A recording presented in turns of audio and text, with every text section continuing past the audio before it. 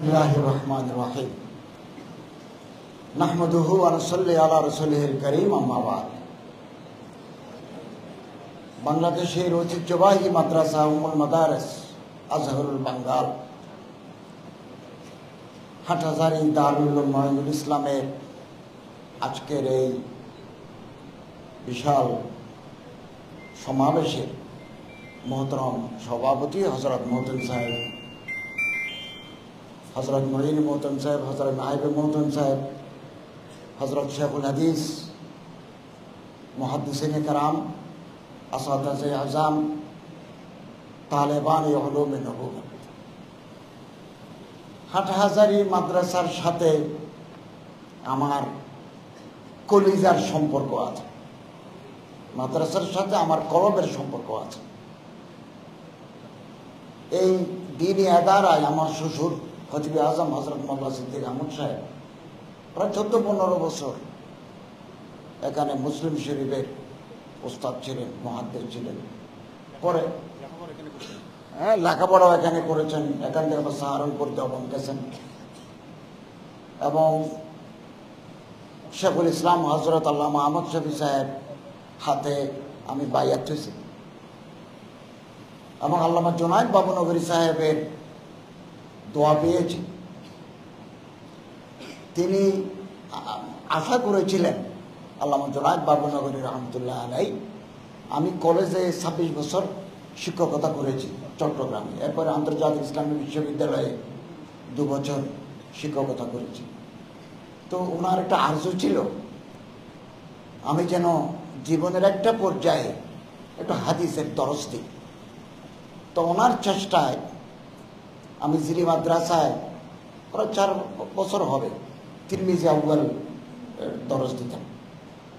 এখন আমি এটা ইমামতি হালি শহর ব্লক মসজিদে খুতবা দিতাম, এটাও বাদ দিছি, ইউনিভার্সিটিও বাদ দিছি, জিরি মাদ্রাসাও আর যাওয়া সম্ভব নয়।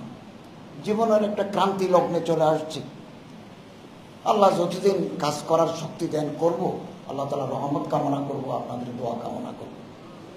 হাটহাজারী মাদ্রাসা সারা বাংলাদেশে হাটহাজারীর আবনা, হাটহাজারীর ছাত্র ছড়িয়ে ছিটিয়ে আছে। এলমের এত বড় খেদমত বাংলায় অন্য কোনায় তারা করতে পারেন না। এই হাটহাজারী মাদ্রাসায় একেবারে টেকনাফ থেকে পঞ্চগড় পর্যন্ত মাদ্রাসার বিভিন্ন এলাকার ছাত্ররা ইলমে দ্বীন হাসিল করছে, হাসিল করে আবার তারা তালিম ও তাআল্লুম, দরস ও তদরিস, দাওয়াত ও তাবলীগ, সমাজি কার্যক্রম অংশ নিচ্ছেন।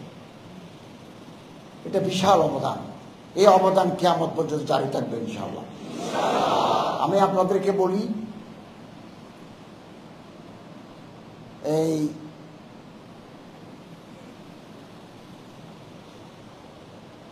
আমি তো ধর্ম মন্ত্রণালয়ের মন্ত্রী বা উপদেষ্টা। আমার মন্ত্রণালয়ের অধীনে খ্রিস্টান কল্যাণ ট্রাস্ট, বৌদ্ধ কল্যাণ ট্রাস্ট, হিন্দু কল্যাণ ট্রাস্ট, ইমাম মুয়াজ্জিন কল্যাণ ট্রাস্ট আছে। আমি সবগুলো ট্রাস্টের চেয়ারম্যান। আমি মুসলমানদের যেমন মন্ত্রী, আমি হিন্দু বৌদ্ধদেরও মন্ত্রী। অতএব আমাকে হাটহাজারী মাদ্রাসায় যেমন আসতে হয়, আমাকে শীতকালী মন্দিরেও যেতে হয়।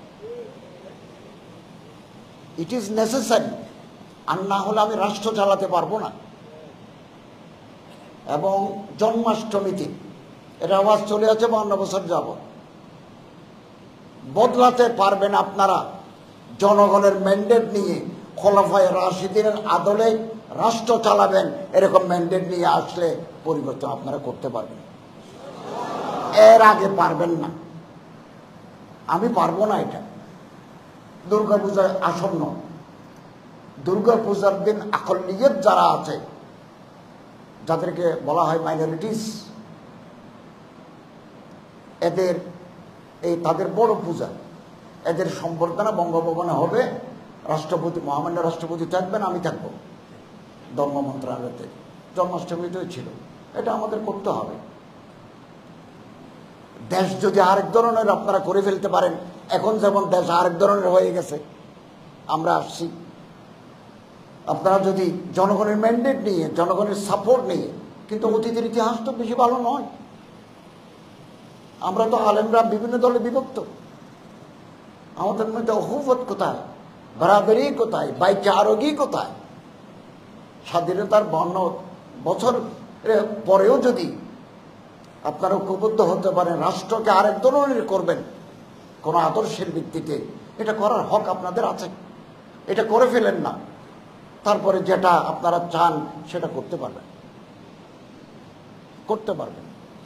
আমি সব সময় ওয়াহদাত উম্মতের পক্ষে। মানুষ আমার গালি দিই, তো গালি দিলেও দিবে, আমার যদি ইখলাস থাকে, আল্লাহ রাব্বুল ইজ্জতের এনায়েত থাকে, আমি কামিয়াবি লাভ করবো ইনশাআল্লাহ।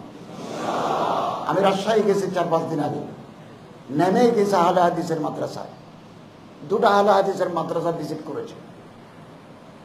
তারা আমাকে সম্মানিত করেছেন এবং ওখানে ইমাম মুহাম্মদ ইবনে হাম্বল একাডেমি নিয়ে দেখে আমার খুব ভালো লাগলো। তারপরে তাদের মানহাজ, তাদের তরিকা তারা চালাবেন। এরপরে গেছে একটা কামিল সরকারি মাদ্রাসা, এরপরে গেছি কাটাখালী জামিয়া ইসলামিয়া দাওরা হাদিস পর্যন্ত মাদ্রাসা, ওখানে বক্তব্য রেখেছি, আগে থেকে ওখানে পরিচয় আছে। তারপরে মন্দিরে গেছি,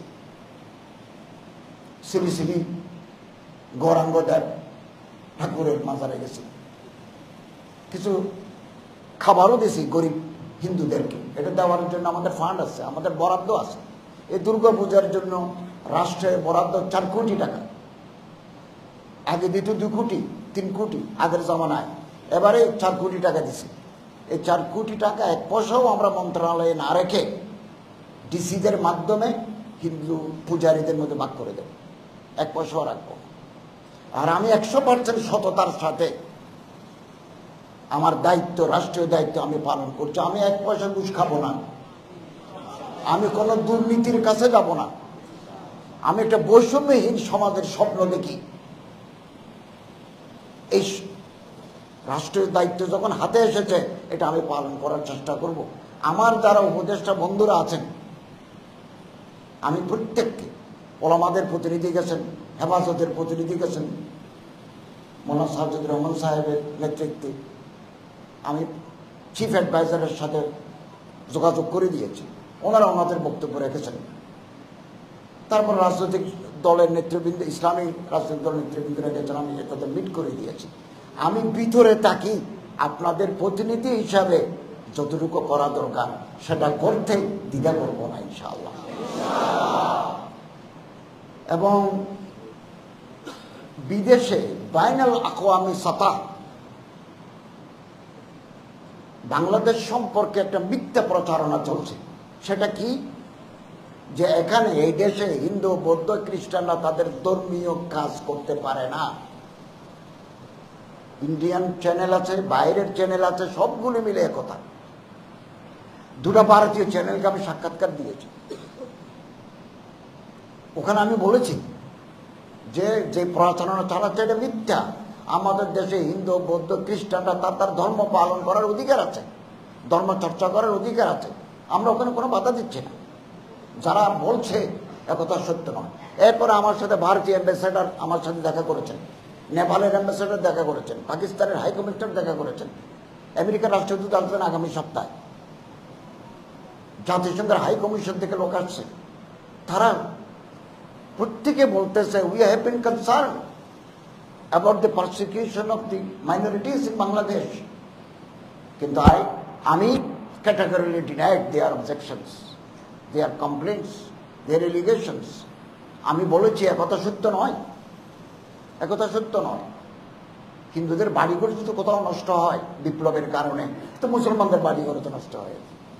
ওখানে কোনো সাম্প্রদায়িক তো মনোবৃত্তি ছিল না, এটা বিচ্ছিন্ন ঘটনা, এটা হয়ে থাকে।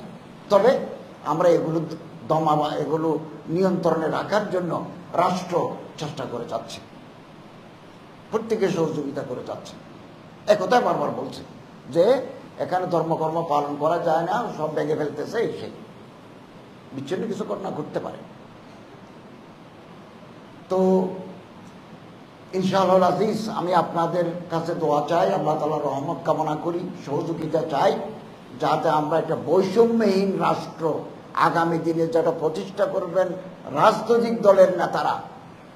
আমরা তো অন্তর্বর্তী মানে কি, এক সরকার গেল আরেক সরকার আসবে, ওই যে সরকার আসবে তার জন্য জমিন হামোয়ার করা, এটাকে বলে লেভেল প্লেইং ফিল্ড। এটা পলিটিক্যাল সায়েন্সের একটা ভাষা, লেভেল প্লেইং ফিল্ড। আগামীতে নির্বাচন হবে, আমরা নির্বাচন দেব, নির্বাচন কমিশনকে আমরা পুনর্গঠন করব, জাতিকে আস্থায় নেব, আগের মতো হবে না, যার ভোট তিনি দিবেন। আল্লামা মুফতি শফি সাহেব রহমতুল্লাহ আল্লামা তকি উসমানী সাহেবের ভোটকে হাইসিয়ত কিতাব আছে। এই সিস্টেম এখন চলছে। আগামী দিনে আপনারা জনগণের ম্যান্ডেট নিয়ে যদি অন্য কোনো সিস্টেমে করতে চান, সেটাও করার সুযোগ আছে, আমি আপনাদের সাথে ইখতিলাফ করব না। এখন যে সিস্টেম আছে এটা আল্লামা শফি রহমতুল্লাহ আলাই, তকি উসমানী, মোল্লা ফরিদপুরি রহমতুল্লাহ আলাই সদর সাহেবের এই ভোটের শরীয় হাইসিয়ত কিতাব আছে। তো জনগণে ভোট দেবে, যারা নির্বাচিত হবেন আমরা তাদের কাছে ক্ষমতা হস্তান্তর করব, এবং ক্ষমতা হস্তান্তরের দিন আমরা ডুববো গাড়িতে ফ্ল্যাগ নিয়ে, রাষ্ট্রীয় পতাকা নিয়ে বের হব, রাষ্ট্রীয় পতাকা বন্ধ করে। যেমন আমি একদিন শপথ নিয়েছি, যাওয়ার সময় গেছি, আমার গাড়িতে কোনো পতাকা ছিল না, রাষ্ট্রীয় পুলিশ প্রোটোকল ছিল না। যে মাত্র শপথ নিয়ে বের হচ্ছে, আমার গাড়িতে পতাকা, আগে পিছে পুলিশ, এটা রাষ্ট্রীয় প্রোটোকল। এটার জন্য আমরা তৈরি আছি, আমরা চেয়ার ধরে রাখবো না, ক্ষমতায় বসছি আর উঠতে চাইবো না, এই মনোবৃত্তি আমাদের নাই। যতদিন আমরা কাজ করতে পারবো ইনশাআল্লাহ স্বাচ্ছন্দ্যে কাজ করে যাব। এর আগে আমরা কিছু সংস্কার চাই, সেটা হচ্ছে আইন শৃঙ্খলা পুনরুদ্ধার, এটা আমাদের অগ্রাধিকার। 2, পলিটিক্যাল স্টেবিলিটি, রাজনৈতিক স্থিতিশীলতা। 3, সাস্টেইনেবল ইকোনমিক সিস্টেম। আমরা যে রাষ্ট্র পেয়েছি, ওই রাষ্ট্রের টাকার তৈলা তো খালি কিছু নাই। এখন $2.2 বিলিয়ন প্রতি মাসে বিদেশ থেকে ফরেন রেমিটেন্স আসতেছে।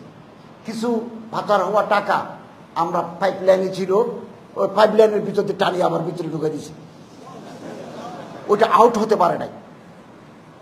দেশটা তো আমাদের সবার, এদেশের সম্পদ যারা বিদেশে পাচার করে দেয় তারা কোনোদিন দেশপ্রেমিক হতে পারে না, কোনোদিন দেশপ্রেমিক হতে পারে না। তুমি দেশের সম্পদ।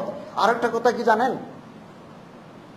কপালে সজিদার দাগ, মুখে সুন্নতের দাড়ি, পোশাক সালেহীনে, এই চেহারা দিয়ে, এই সুরত দিয়ে বেশি লুটপাট হয়েছে, বেশি লুটপাট। আমারটা তো সাদা, এগুলো অন্য রঙের আছে, এটা দিই, কালো রং আছে, কত ধরনের রং আছে, এটা দিই। দুবাই, সিঙ্গাপুর, কানাডা, কয়টা বাড়ি লাগে মানুষের। আমার তো চট্টগ্রামে থাকার জায়গা নাই, আমি যেদিন মন্ত্রিত্ব ছেড়ে দেবো সেদিনও থাকবে না, কারণ আমার আয় কমে গেছে। আমার আয় ছিল তো, আমার তলব কুসবিল হালাল ফরিজাতের বাদাল ফরিজা। তকি উসমানী সাহেব ইসলাহি খুতবাত এটা ব্যাখ্যা করেছেন। তো আমি মসজিদের খেদমত করতাম, মাদ্রাসায় খেদমত করতাম, ইন্টারন্যাশনাল ইসলামিক ইউনিভার্সিটিতে আর দারাসাতুল ইসলামিয়া, আল কোরআন ও দারাসা আল ইসলামিয়া, ওখানে পড়াতাম, লেখালেখি করতাম, আমার অনেক আয় ছিল। এখন তো রাষ্ট্রীয় দায়িত্ব পালনের কারণে কিছু করতে পারি না, আয়ও কমে গেছে। তারপরও আমি মনে করলাম এটা জীবনের একটা মারহালা, জীবনের একটা অধ্যায়, কিছু কাজ করে দেখি না, কিছু পারি কিনা, চেষ্টা করতে তো অসুবিধা নাই, অসুবিধা নাই, চেষ্টা করে যাচ্ছি, একমাত্র আল্লাহ তাআলার রহমত। আমি যে দায়িত্ব নেব বা পাবো এটা আমি 24 ঘন্টা আগেও জানি না, আমি কারোর কাছে তদবির করি নাই।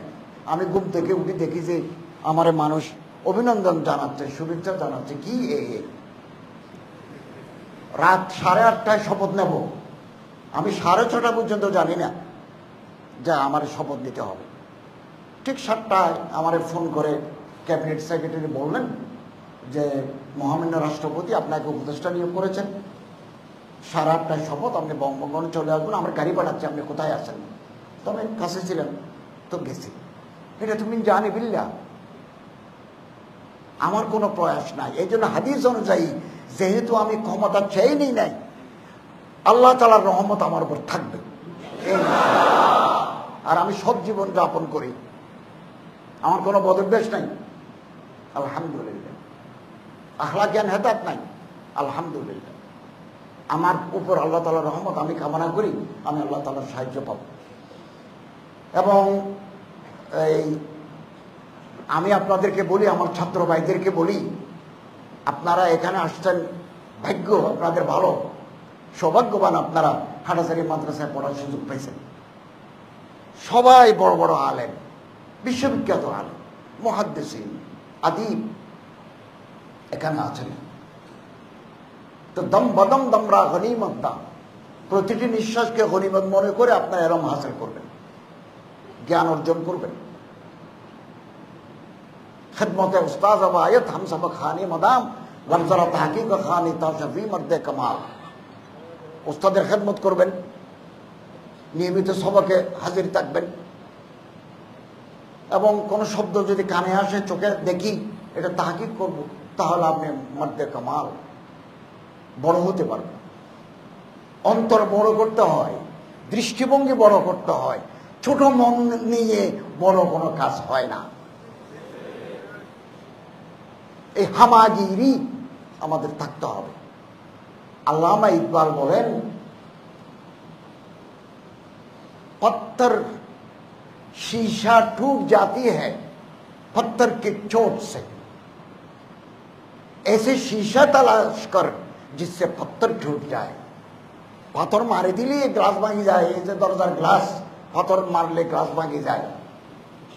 এমন গ্লাস তালাশ করো, পাবে তুমি, যেটা মারলে পাথর ভেঙে যাবে।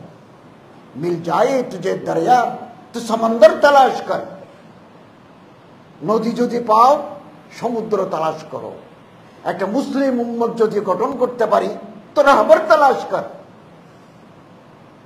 আমি বারবার কথা বলি, মানুষ আমারে ভালো বলে, 70% মানুষ আমাকে ভালো বলে, 80% মানুষ আমারে ভালো বলে, 20% 30 মানুষ আমার নিয়ে সমালোচনা করে। তো করুক, করবে, তারা করবে।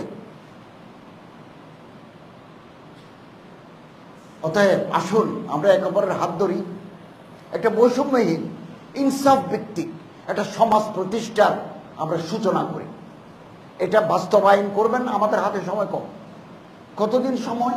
ইন্টারিম গভর্নমেন্ট, অন্তর্বর্তীকালীন সরকার, কতদিন সেটা আমরা জানি না, এটা আল্লাহ তাআলা জানেন।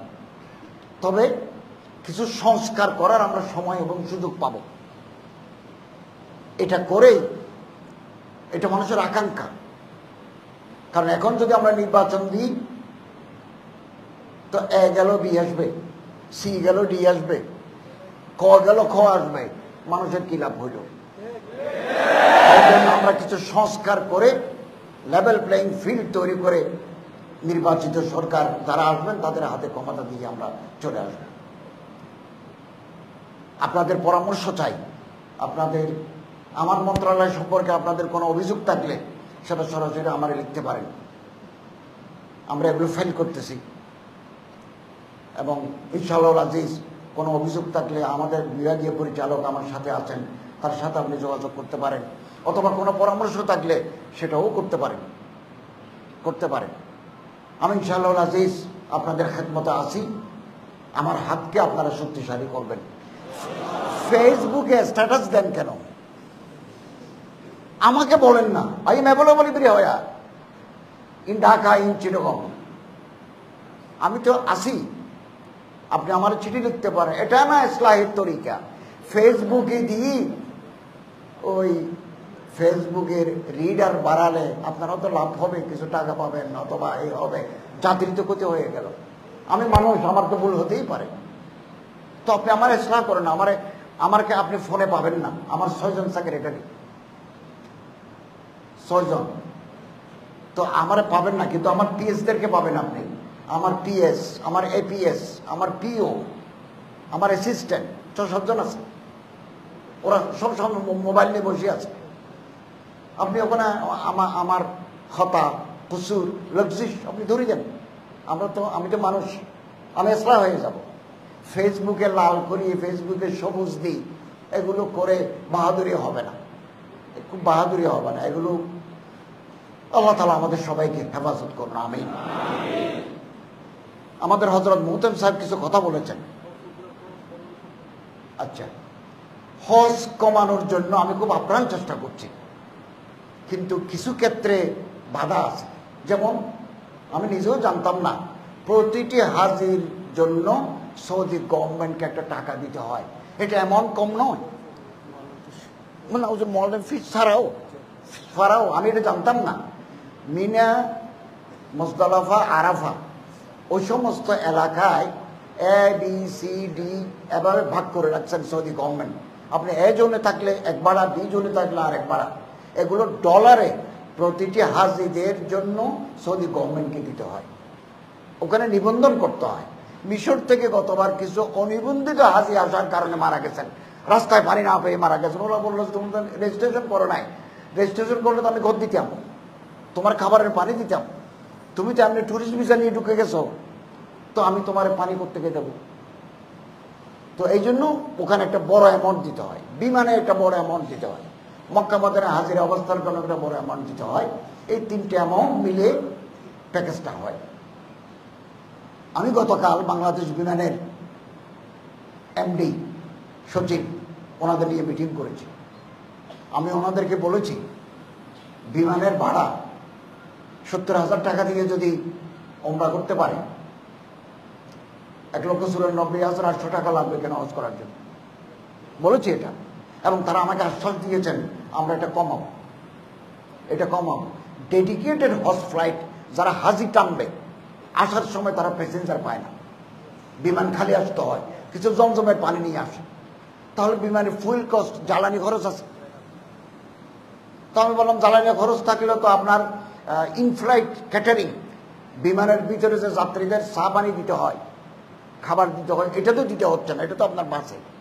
তো উনি আশ্বাস দিয়েছেন যে আমাদেরকে তিনি কমাবেন। ইতিমধ্যে আমি মিশর airlines, Egyptian airlines, Saudi US Bangla airlines নিয়েছি। তারা কত টাকায় ঢাকা জেদ্দা টানে এটা নিয়েছে। আমাদের চিফ অ্যাডভাইজার সাহেব বিমানমন্ত্রী, ওনাকে আমি বলেছি বৃহস্পতিবার কালকে 11:30 বৈঠক আছে, আমি আবারও বলবো। তিনি বলছেন আপনাদের সাথে আমি বসবো। ফলে বিমানের ভাড়া ইনশাআল্লাহ আজিজ 1,94,800 থাকবেন, এটা কমিয়ে আনবো। এবং আমি 24 তারিখ সৌদি আরব যাচ্ছি, সৌদি হজ মন্ত্রীর দাওয়াতে। এখানে যেখানে ঘর ভাড়া হয় আমি বিভিন্ন স্পট দেখবো। ঘর ভাড়া তো আমরা ক্ষুদ্রকো কমাতে পারি। সৌদি যেটা বাক, এটা কমানোর সুযোগ এরকম বিশ্বব্যাপী ওনারা প্যাকেজ ঘোষণা করতেন। এ জোনে এত, ডি জোনে আমরা তাবু দেবে মিনাতে, আরাফাতে। এই তাবুর খরচ, ওখানে পানি, বিদ্যুৎ, এগুলো খরচ তারা নেই, সারা বিশ্বব্যাপী নেই। তারপরে আরো কিছু মাসাইল আছে, এগুলো নিয়ে আমি মাননীয় হজ মন্ত্রীর সাথে এগুলো কথা বলবো। তো আল্লাহ চাহাতে যদি কিছু কমাতে পারি, কম প্যাকেজ ঘোষণা করতে পারবো। আমরা সাধারণত মিসফালা কুবরির আশেপাশে নিই, এটা 1.5 কিলোমিটার ফ্রম হোলি কাবা। আমরা যদি আরেকটা দূরে করে নিই, ডবল নিই, তাহলে আরো অনেক টাকা আমরা কমাতে পারবো। অর্থাৎ একটা প্যাকেজ না করে দুইটা প্যাকেজ আমরা ঘোষণা করতে পারি। একটু দূরে হলে কম প্যাকেজ, একটু কাছে হলে আর একটু বেশি প্যাকেজ। এখানেও আমরা কমাবো, ওখানেও কমাবো। এবং পানির জাহাজে হাজিদের মক্কায় সৌদি আরবে গমনাগমন নিয়ে আমি মাননীয় মন্ত্রীর সাথে কথা বলবো।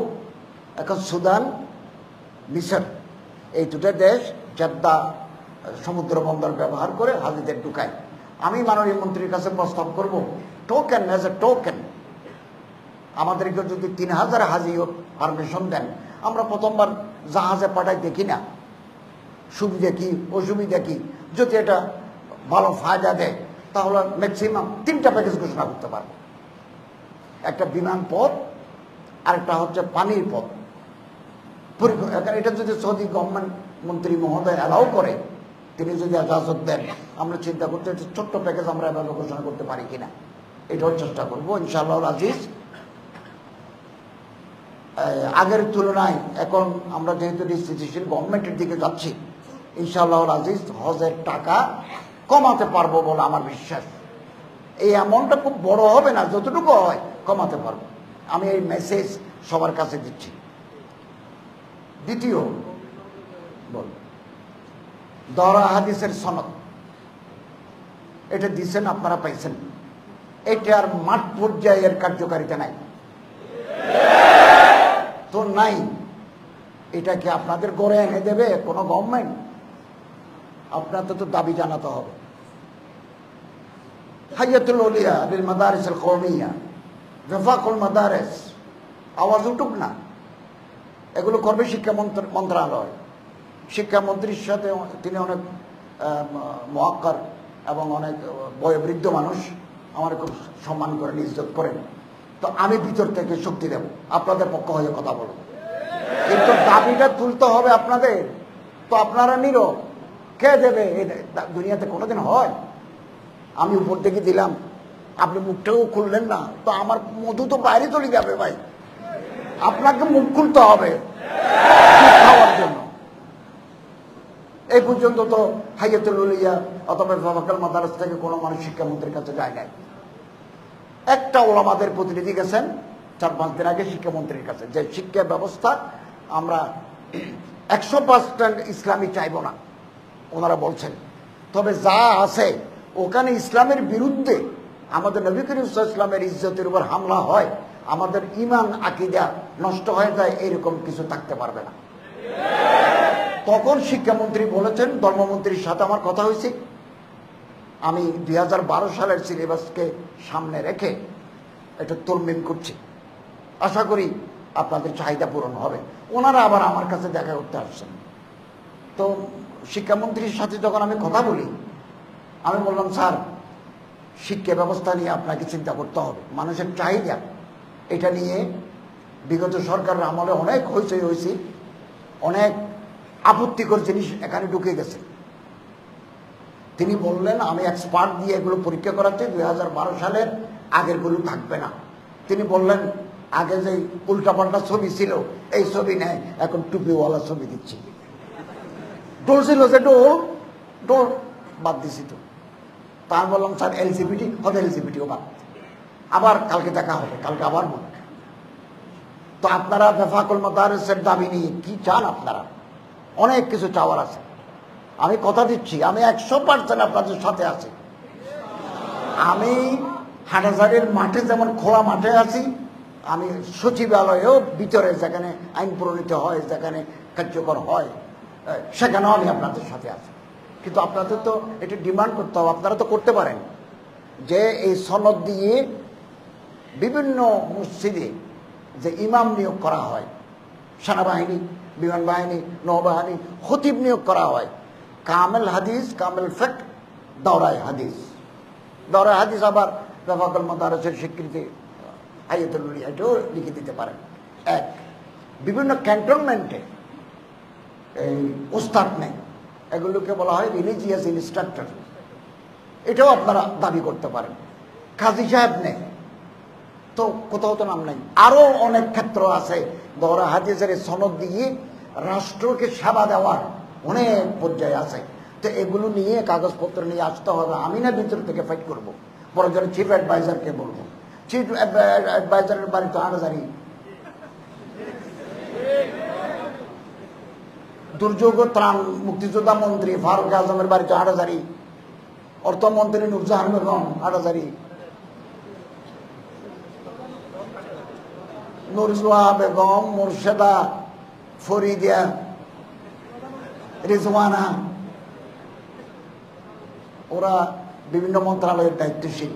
অনেকে আমারে বলেন, আপনি মেয়ের পাশে বসছেন। আমি বললাম, ভাই, আমাদের চেয়ারের উপরে প্রত্যেকের কার্ড আছে, নাম লেখা। আমি আরেকটা সিটে বসতে পারবো না। আমি কে মাননীয় আরেকজন মন্ত্রীকে বলতে পারি, আপনি একটু উঠে ওদিকে যান, পুরুষটা এদিকে আসবেন? এটা তো স্টেট ম্যানেজড, এই কাঠামো তৈরি হওয়া আছে আগে থেকে, আমি কি বসতে পারি? অনেকে আমারে বলছে আপনি শপথ নেওয়ার সময় মহিলা পাশে ছিলেন। আমি বললাম এটা তো রাষ্ট্র কর্তৃক নির্ধারিত, রাষ্ট্র কর্তৃক নির্ধারিত। তো ওনারা তো আমার চিনেন না, আমি হুজুর। পরে টেলিভিশনে আমার কথা শুনে বলতেছেন আমরা তো আপনাকে চিনি নাই। এরপরে থেকে তাদের আন্তরিকতা, তাদের ব্যবহারে পরিবর্তন এসেছে, তারাও এমনি কোয়ালিফাইড মানুষ এসেছে। এমনকি আমরা যখন বঙ্গভবনে দাওয়াতে যাই, অথবা কালকে আমরা মন্ত্রী পরিষদ মিটিং করব, কে কোন চেয়ারে বসবেন এটা ক্যাবিনেট সেক্রেটারি ঠিক করে দিয়েছে। আমি কি বলতে পারি আমার চেয়ারটা বদলাই দেন? এটার রেওয়াজ নাই। বিতর্ক তৈরি করতে আমরা চাই না। হিন্দুরা বারবার দাবি করেছে তারা 3 দিনের দুর্গাপূজা ছুটি চান। ডক্টর ইউনূস সাহেব বলছেন না, আমি বিতর্ক তৈরি হয়ে জায়গায় হাত দেব না। তারপরে তারা দাবি করছেন বঙ্গভবনে যখন শপথ হয় এর আগে কোরআন তেলাওয়াত হয়, তারা দাবি করছেন যে গীতা পাঠ করতে হবে। তা আমি বললাম তাহলে ক্যাবিনেট সেক্রেটারির সাথে দেখা করেন। ক্যাবিনেট সেক্রেটারি বললেন, সচিব বললেন যে স্বাধীনতার পর থেকে 53 বছরে কোরআনেই তেলাওয়াত হয়েছে, এখন যদি আরেকটা তেলাওয়াত দিই এটা নিয়ে আমরা আপত্তিতে পড়বো, আমরা ওইদিকে যেতে চাই না। অতএব দহরা হাদিসের সনদ নিয়ে অনেক কাজ করা যাবে। রাষ্ট্রীয় স্বীকৃত সংসদে পাশ করা একটা আইন, এটা কোনো প্রজ্ঞাপন নয়, নির্বাহী আদেশ নয়, সংসদে পাশ করা একটা আইন, গেজেট হয়েছে। অতএব আপনারা দাবি করেন, আমি শিক্ষামন্ত্রীর কাছে যদি 10 বার যেতে হবে 10 বার, 100 বার যেতে হবে 100 বার, ভিতর থেকে এটা করে দেব। কিন্তু আপনাদের তো দাবি জানাতে হবে। এবং কে দাবি জানাবেন? ফোরাম দাবি জানাবে, বেফাকুল মাদারিস দাবি জানাবে, হাইয়াতুল মাদারিসুল কওমিয়া ওনারা আবেদন জানাবেন, ফর্মালি আবেদন জানাবে আমাদের স্বীকৃতি আছে, এগুলোকে আপনি একটু কার্যকর করার ব্যবস্থা করে দিন। নিশ্চয় হবে ইনশাআল্লাহ। 2 Indian visa for the students, এই যে মহতম সাহেব বললেন ভারত ভিসার কথা বলছেন, আমি ইনশাআল্লাহ আজিজ ইন্ডিয়ান হাই কমিশনের সাথে বসবো এবং যাতে এই বাংলাদেশি তলবা ভারতের দারুল উলুম দেওবন্দ, সাহারানপুর, নাদওয়াতুল উলামা অথবা আরও বড় বড় মাদ্রাসা যেগুলো আছে ওখানে যাতে তারা লেখাপড়ার সুযোগ পান, এটা ভিসা চালু করার জন্য আমি ওনার কাছে আবেদন করব। আমি ওনার সাথে দেখা করে একথা তুলব। পাকিস্তানের হাই কমিশনার এসেছিলেন আমার সাথে দেখা করার জন্য। আমি ওনার সাথে উর্দুতে বলেছি, ইংরেজিতে বলি নাই। তিনি আমার বলেন আপ উর্দু বলতে হ্যাঁ, পড়ছেন কোথায়? তা বললাম আমি তো মাদ্রাসার ছাত্র, মাদ্রাসায় আমার জরিয়ে তালিম উর্দু ছিল। ফলে উনি খুব খুশি হয়েছে। আমরা বাড়ি কয়টা অনেক কথা বলেছি। এর ফাঁকে একথাও বলেছি, কওমি মাদ্রাসার ছাত্ররা করাচি দারুল উলুম, জামিয়া বিন নুরিয়া, জামিয়া ইসলামিয়া বিন নুরি টাউন, খায়রুল মাদারিস মুলতানে হাদিস, ফিকহ এবং আরও কিছু সাবজেক্ট আছে, লগা আল আরাবিয়া, আদব আল আরাবিয়াতে উচ্চশিক্ষা গ্রহণ করতে চান, আপনি ভিসার ব্যবস্থা করে দেন, স্কলারশিপের ব্যবস্থা করে দেন। তিনি বলছেন সেটা আমি চেষ্টা করে দেখবো, চিন্তা করে দেখব। মামলা ইত্তেহার হেফাজতের একটা দল গেছেন, আমি স্যারের সাথে পরিচয় করাই দিয়েছি, ওনারাও দাবি তুলছেন।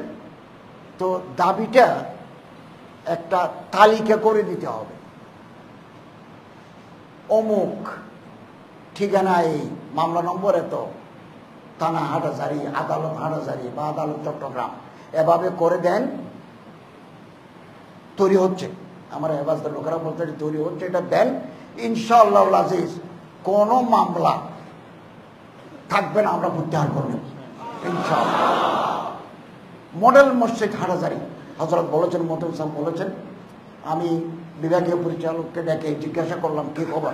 তিনি বলছেন যেখানে মসজিদ হওয়ার কথা ওখানে মডেল মসজিদ হবে, স্থান বদলাবে না। কেবলমাত্র পরিবেশ অধিদপ্তর আমাদের কাছে ছাড়পত্র চেয়েছে, এখানে মসজিদ করলে পরিবেশের কোনো ক্ষতি হবে না, এটাও আদায় হয়ে গেছে, কাজ শুরু হয়ে যাবে ইনশাআল্লাহ। অতএব কথা শেষ, আমি আপনাদেরকে বলবো মন বড় করেন, দেশ আগামী দিনে আপনাদেরকে চালাতে হবে। মাদ্রাসা চালাবেন, মসজিদ চালাবেন, খানাকা চালাবেন, এই হেফজাখানা চালাবেন, সংসদ চালাবেন, রাষ্ট্র চালাবার দায়িত্ব আপনাদের কাঁধে নিতে হবে। কিভাবে নিতে হয় এগুলো আপনারা জানেন, কি পদ্ধতিতে নিতে হয়, চালাবেন, আপনারাই চালাবেন। অতএব আপনাদের দৃষ্টিভঙ্গি বড় হতে হবে। ওয়ামান ইয়াতাহাইয়াব সুউদাল জিবাল ইয়াইশু আবাদাদ দাহারি বাইনাল খুফরি। উঁচু পাহাড় দেখে যদি কেউ ভয় পায়, সুউদাল জিবাল পাহাড়ের উচ্চতায় শিকড়ে দেখে যদি কেউ ভয় পায়, ওমা আমি কি করে উঠবো, তো ইয়াইশু আবাদাদ দাহারি বাইনাল খুফরি, চিরকাল আপনি গর্তের ভিতরে থাকবেন, চিরকাল আপনি গর্তের ভিতরে থাকবেন, আর উঠতে পারবেন না। অন্তত মুখে চেষ্টা করলে একেবারে উপরে না যেতে পারলেও মাঝামাঝি জায়গায় যেতে পারবেন, যেতে পারবেন। তো ইনশাআল্লাহ আজিজ আপনাদের সাথে আমার আবার দেখা হবে।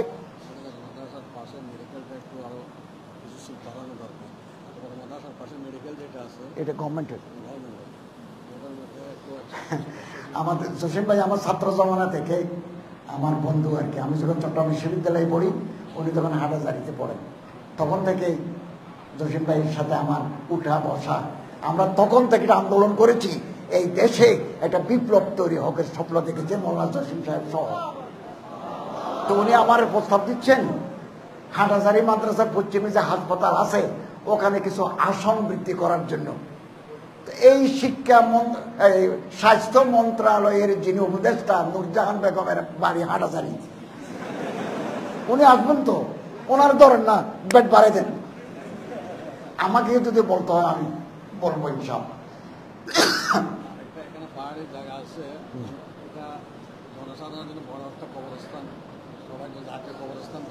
এটা ওই আমাদের প্রধান উপদেষ্টা অথবা এখানে দুজন উপদেষ্টা আছেন, ওনাদেরকে বললে ওনারা বলতে পারেন। আপনি আমার সহযোগিতা লাগলে আমি করব। আর দুজনের সাথে আমার সম্পর্ক ভালো, খুব ভালো। ফারুক আজম সাহেবের সাথে সম্পর্ক আরো ভালো। তো ইনশাআল্লাহ আজিজ আপনারা অগ্রসর হলে আমরা চেষ্টা করব।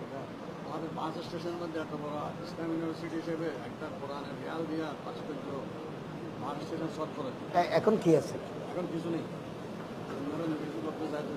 পারবে না, পারবে না।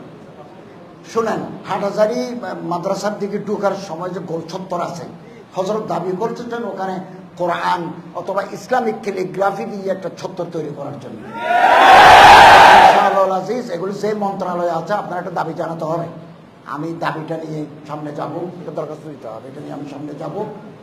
আগের মতো উলট পালট যাকে সাটগাইয়া ভাষায় বলা হয় সদর বদর, এইরকম কোন চত্বর আগামী দিনে হবে না ইনশাআল্লাহ।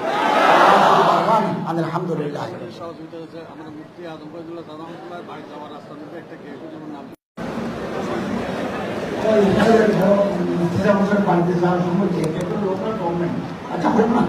আপনারা দাবি জানালে কিছু বলবেন তো আপনাদের প্রতি শুভেচ্ছা জানাই এবং আবার দেখা হবে এই প্রত্যাশা ব্যক্ত করে। আসসালামু আলাইকুম।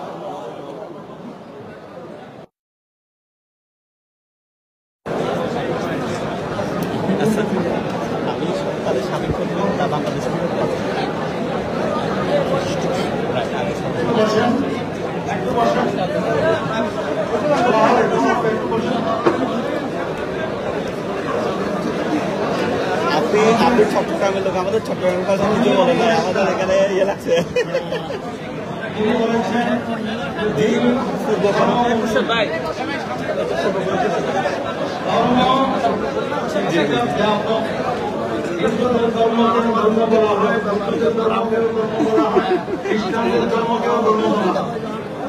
আমরা আপনাকে আগামীতে এমন একটা মন্ত্রণালয় দেখতে চাই যে মন্ত্রণালয়ের মন্ত্রী হবেন শুধু মাদ্রাসা আর মসজিদে আসবেন। যে কালের কন্যা জাহাঙ্গীর ভাই। দ্বিতীয় কথা হলো শিক্ষা নিয়ে তাল বাহানা বরদাস্ত করা হবে না।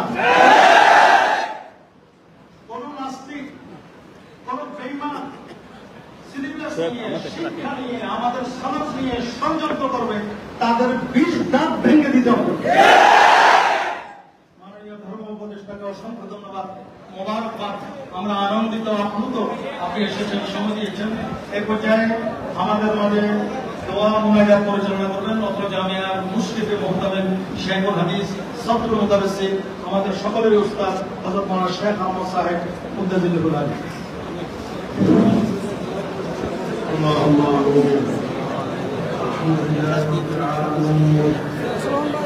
والصلاة والسلام على أشرف الأنبياء والمرسلين وعلى آله وأصحابه أجمعين. اللهم انصرنا فإنك خير الناصرين، اللهم ارحمنا فإنك خير الراحمين، اللهم احفظنا فإنك خير الحافظين، اللهم اغفر لنا فإنك خير الغافرين، اللهم ارزقنا فإنك خير الرازقين، اللهم تب علينا إنك أنت التواب الرحيم. يا الله আমাদের মুআজ্জাজ মেহমান আমাদেরকে অনেক সময় দিয়েছেন, আল্লাহ আমরা শুকরিয়া আদায় করি। এদের জন্য দোয়া করতে আছি, সবাই আমরা দোয়া করি। ইয়া আল্লাহ মুআজ্জাজ মেহমানকে সমস্ত বিপদ আপদ থেকে হেফাজত করুন, দুশমন থেকে হাসিদিন থেকে ইয়া আল্লাহ হেফাজত করুন, সমস্ত বাতিলের চক্রান্ত থেকে আল্লাহ তুমি হেফাজত করুন। ইয়া আল্লাহ ইয়া আরহামার রাহিমিন আমাদের এই মাদ্রাসাকে কবুল করুন। এই মাদ্রাসা উম্মুল মাদারিস জামিয়া হিয়া দারুল উলুম ইসলাম মারাবাড়ির ছাত্র শিক্ষক কর্মচারী সবাইকে আল্লাহ কবুল করুন।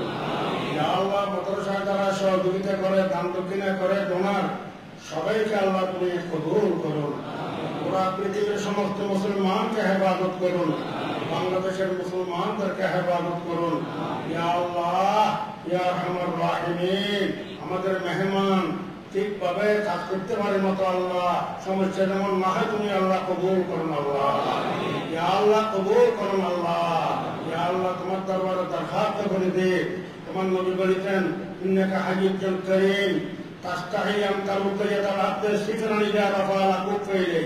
তুমি আল্লাহ বড় হায়াওয়ালা লজ্জাওয়ালা। ইয়া আল্লাহ তোমার দরবারে দুই হাত উঠাইলে খালি হাত ফেরত দিয়ে রক্ষা করো। ইয়া আল্লাহ আমি মুআজ্জাজ মেহমান মুসাফিরকে নিয়া, উলামায়ে কেরামকে নিয়া, তালেব ইলমদেরকে নিয়া তোমার দরবারে দুই হাত উঠাইছে, খালি হাত ফেরত দিও না। আমাদের প্রত্যেকের নেক মকসুদ পুরো করিয়া দাও। রব্বানা তাকাব্বাল মিন্না ইন্নাকা আনতাস সামিউল আলিম ওয়া তুব আলাইনা ইন্নাকা আনতাত তাওয়াবুর রহিম। وصلى الله تعالى على خير خلقه محمد وآله وأصحابه أجمعين وارحمنا معهم برحمتك يا أرحم الراحمين.